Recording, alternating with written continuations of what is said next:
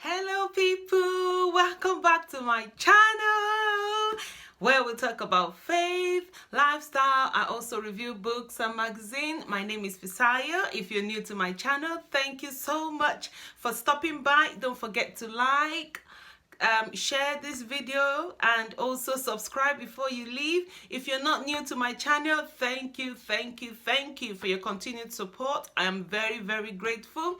Today I am going to be reviewing another book. Let's get started.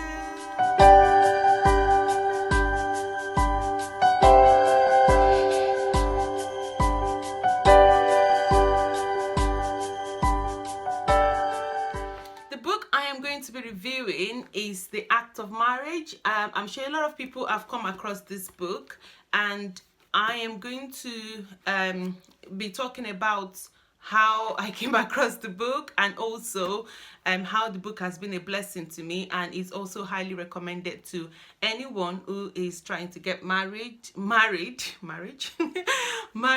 and also recommend to others, families and friends. So this book is written by Tim and Beverly LaHaye, and they are a couple, I think, husband and wife, and it has 15 chapters, and it has 393 pages. So this book is very rich. I came across this book about 15 years ago, and it was highly recommended because then obviously trusting I was gonna get married, praying, and somebody recommended this book to me, and I read it and my husband also read it at that time, and we discussed it. So if you're trying to get married, try and get this book, The Act of Marriage. It's a very good book, very rich in content. You know, there are some books you read and they just keep blabbing, beating about the bush, but this book actually goes straight to the point. And at the end of the book, there are some live questions that people have asked them, and the answers they've given unto them. I also like the book because there are some Bible verses, Bible quotations from the authors when they were writing the book. So just kind of giving you a background understanding of what the book is about, and also the biblical perspective of the book. So obviously, like I said, before you get married, this book actually is more about intimacy in marriage.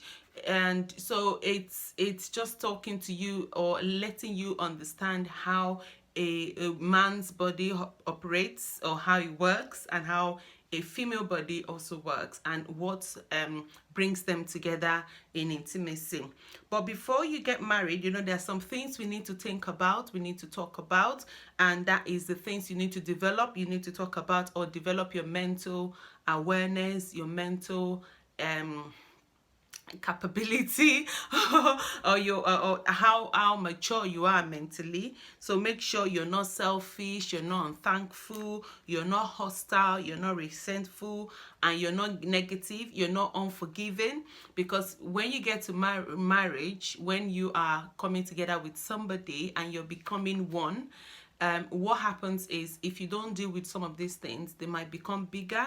Because remember, when you are getting married, your husband or your wife you're getting married to has his or her own families that they're not actually bringing them into the marriage, but they are also used to be part of your husband's or your wife's life, if that makes sense. So you need to think about how to deal with all of these people. So not just your husband, not just your wife. You're not going to be selfish, you're not going to keep him to yourself, which is great. You keep him to yourself, but what I'm trying to say is that, remember, he came from somewhere. So he's got brothers and sisters, or he or she's got brothers and sisters, he's got families, he's got parents. So you need to think about yourself and how you can accommodate all of these people, as well as accommodate your husband.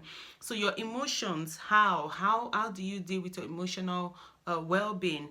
Are you very bitter? Are you sarcastic? Are you hateful? Are you indifferent? Those are the things you need to think about. Prayerfully deal with those things before you go into marriage. Because if you go into marriage with bitterness, with being hateful, with being I don't care, it doesn't matter, you're being indifferent, it's not going to help your relationship in any way. So you need to think about all these behaviors and prayerfully ask God to help you to take them out of your life. So most importantly, you need to give your heart to Jesus, you need to be born again, and that is how God helps you to remove those things from your heart. Also, you need to be spiritually grounded. You need to know how to hear from God, because obviously when you're trying to get married, you need to pray to God to give you the right man or the right woman to get married to. So you have to be spiritually grounded. You need some books like magazines, spiritual mentors, people to help you, to guide you in life in terms of who to choose, who you're married, who you're going to be getting married to. And also physically, how do you look after yourself? Are you a very dirty person? That you might struggle, especially if you're getting married to a very tidy person. All these little things can bring friction into marriage. If you're incompatible, you need to think about that. And also if you're unaffectionate. So obviously, if that is the when you're trying to come together and you're incompatible, you probably wouldn't want to go on with that relationship. You want to think and prayerfully just look and see how God is going to help you in terms of other ways, other person that he is going to lead you to marry. So these are the things. What are the cure for incompatibility? So you should be unselfish, as mentally, you should be forgiving, you should be thankful, you should be positive, emotionally, you should be loving, you should be joyful, you should be peaceful, and spiritually, your life has to be Christ controlled. And physically, you have to be tender, you have to be affectionate, and you have to be compatible.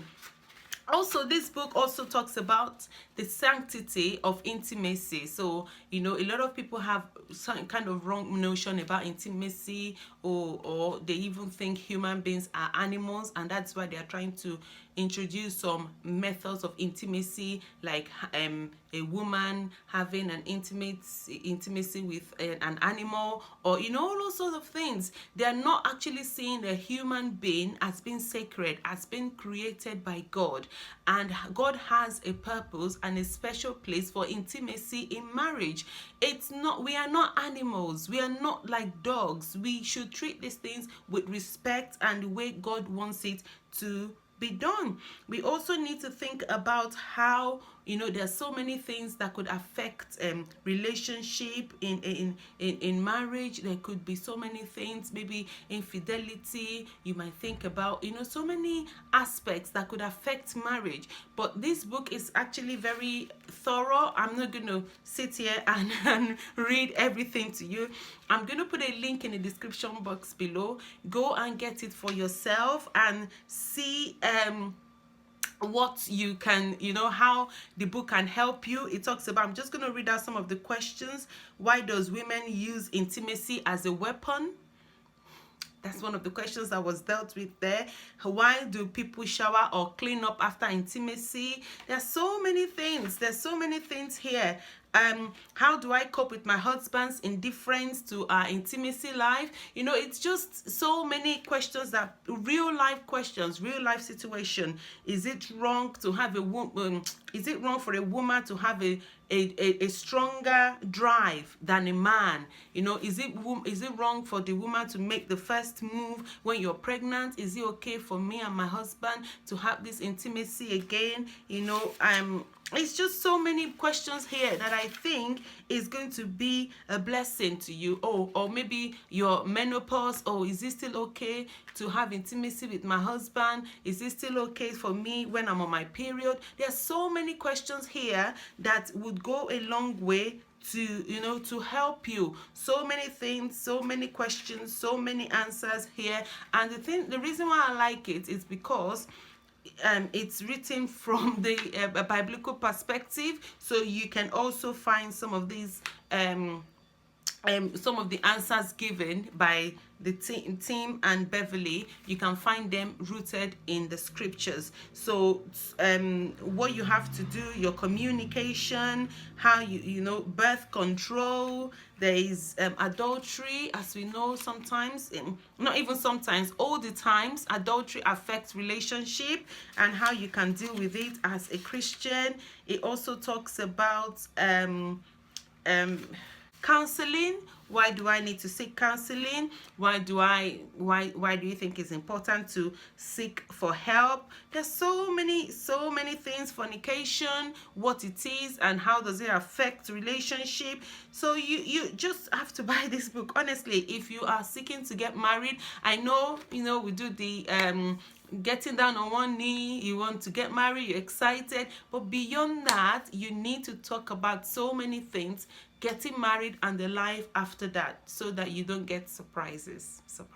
Yes, surprises. So yeah, that's me done. Like I said, it's a very good book. I am not going to go really in depth in it, because there's no way I'm going to finish this book in one sitting, or not even in 2 sittings, because there are so many in here. It got, can you see that practical answers to common questions is a whole chapter. Look at how thick that bit is, about 15. So even if you're married and you didn't come across this book before you get married, please get it, and you won't regret. I promise you will not regret. And you know, so many things in there, very rich, very highly recommended book. So yeah, that's me done. That's me really done for today. Yeah, I hope you enjoyed it. Thank you for sticking with me. If you like what you've seen, please don't forget to comment. If you read it before, instead of commenting on Facebook and Instagram and sending me a private message, comment in the section below, please. And yeah, so that it can be a blessing to other people. It could even start a form of conversation. And yeah, don't forget to like as well. Don't forget to subscribe. Don't forget to share. But most importantly, whatever you do, you just have to keep going, keep moving, and don't stop. Till I see you next time. Bye.